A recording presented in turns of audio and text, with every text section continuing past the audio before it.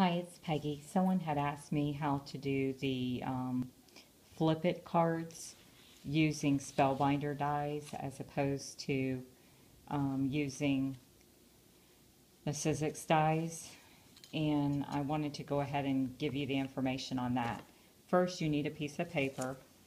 If you want it portrait landscape, you want a piece of paper that's 6.5 wide by 5.5 tall. Okay? Then you're going to score it, which I've already done, at 2 2/8 and 3 2/8. Okay? So I've done those two things. I've also picked the dies I want to use, which I'm using 2 Spellbinder circles. And I don't know if you can tell, but I do have markings at the top and bottom of each circle showing exactly where the center is. And I just took a piece of paper, cut it out the circle, folded it in half, and put it in there, and that's how I got my markings.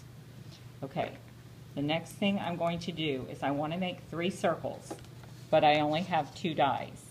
So what I'm going to do is I've already placed my marks exactly where I want them to be centered on the card.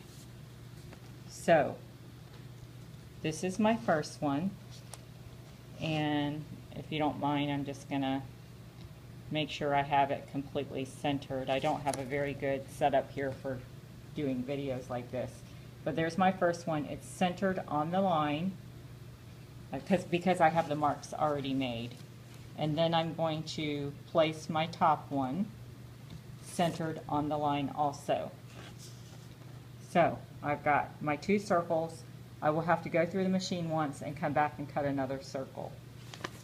I have a broken C-plate, which I'm going to use now in order to make my cut. What you need to do is place your C-plate right where the markings are for the first score line. So you put your C-plate up to that first score line and run it through your machine. Just like this is how it would be on your plates. So let me do that. You line it up exactly with those score lines, which my lighting in here isn't the best, but that's pretty good. Whoops. Let me push this in a little bit more. Sometimes it will move around, so you have to be careful. And then I'm going to go ahead and run it through my machine. Okay. After I've run it through my machine, I can take these 2 off.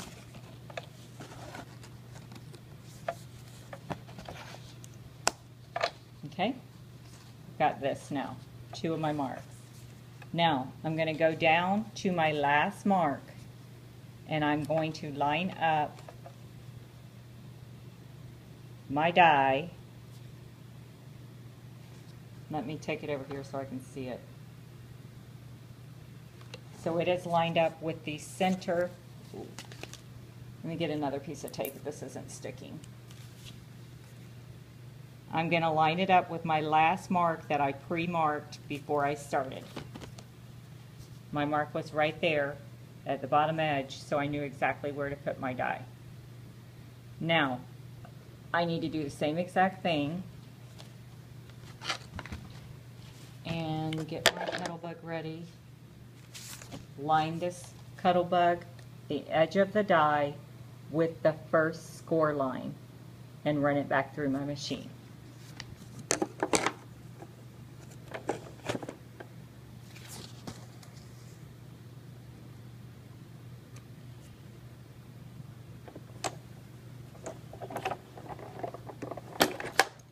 Whoops, I guess I need to put that back together.